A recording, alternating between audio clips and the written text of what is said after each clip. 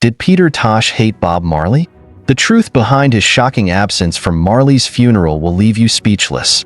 From police brutality to revolutionary anthems, Tosh's life was a battle cry against oppression. But why did he skip the funeral of his closest collaborator? The answer isn't what you think. This is the untold story of reggae's most fearless rebel and the legacy he left behind. You won't believe what really happened. Born Winston Hubert McIntosh in 1944, Peter Tosh was raised in the heart of Jamaica, where music became a force of resilience and defiance. Like his close collaborator Bob Marley, Tosh discovered a profound sense of purpose in reggae, a genre that gave voice to the marginalized. Alongside Bunny Wailer, the trio formed the Wailers, a group that would leave an indelible mark on global music history. While Bob Marley ascended to international fame as reggae's emblem, Peter Tosh remained the movement's fierce revolutionary, unyielding in his mission to expose oppression and advocate for equality. His music was more than rhythm and melody. It was a weapon wielded against systemic injustice. By the time Bob Marley passed away in May 1981, Peter Tosh had firmly established his own path, one that often placed him at odds with the commercialization of reggae. His absence from Marley's funeral became the subject of widespread speculation.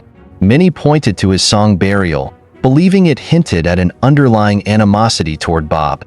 The track, originally recorded in 1968 with Bunny Wailer, contained lyrics that some interpreted as a direct reference to Marley's passing. However, historical evidence confirms that Burial was penned and recorded years before Marley's death, rendering such claims baseless. This misreading was further amplified by unresolved tensions within the Wailers, particularly disputes over financial compensation and recognition. Longtime contributors Aston, Family Man, Barrett, and Carlton Barrett had publicly voiced concerns about being inadequately rewarded for their contributions to Marley's success. The lyrics of Burial, which addressed themes of betrayal, only fueled existing grievances within the reggae community. Despite the swirling rumors, Peter Tosh's decision to forego Bob Marley's funeral was not an expression of animosity. But yet I know it's the Rastaman's philosophy not to mourn over one's death. After he dies, we know he's reincarnated into some other being. It was a reflection of his ideological beliefs.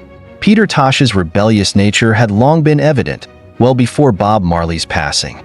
At the iconic One Love Peace concert in 1978, while Marley sought to bridge political divides by orchestrating a handshake between Jamaican rivals Michael Manley and Edward Seaga, Tosh took an entirely different stance.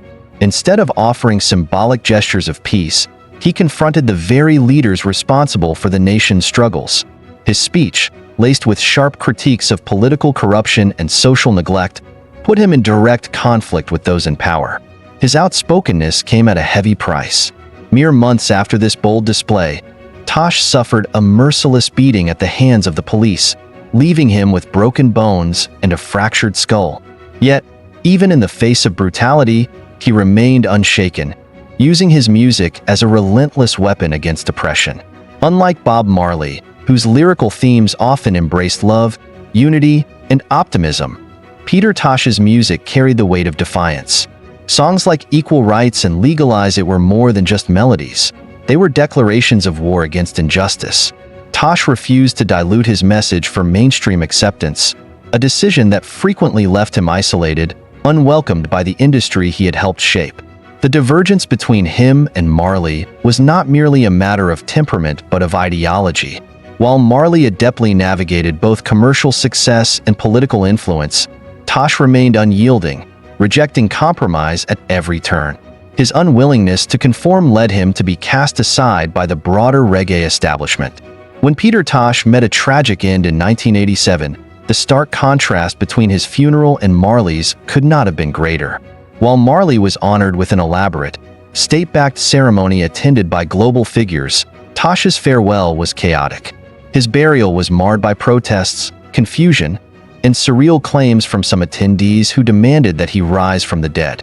The circumstances surrounding his funeral only served to highlight the vastly different trajectories the two legends had taken. One embraced by the world, the other mourned amid disorder, much like the battles he had fought throughout his life. Yet, As time has passed, Peter Tosh's legacy has gained the recognition it deserves. Once considered too radical, his music has endured, inspiring new generations of artists and activists who continue his fight for justice. Albums like Legalize It and Equal Rights remain powerful anthems of resistance, and his fearless determination to challenge authority has cemented his place as one of reggae's most formidable figures.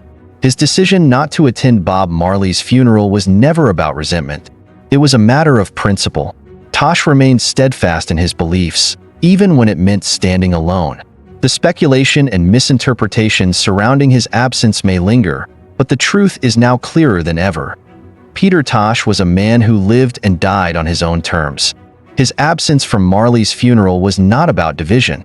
It was a testament to the revolutionary ideals that defined his life. And in the end, his music continues to echo through time. A reminder that while many may call for peace, far too few truly fight for justice.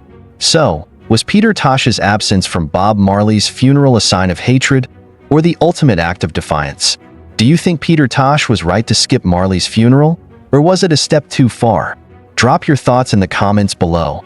Let's settle this debate once and for all. Don't forget to like, share, and subscribe for more jaw-dropping stories of music legends who changed the world.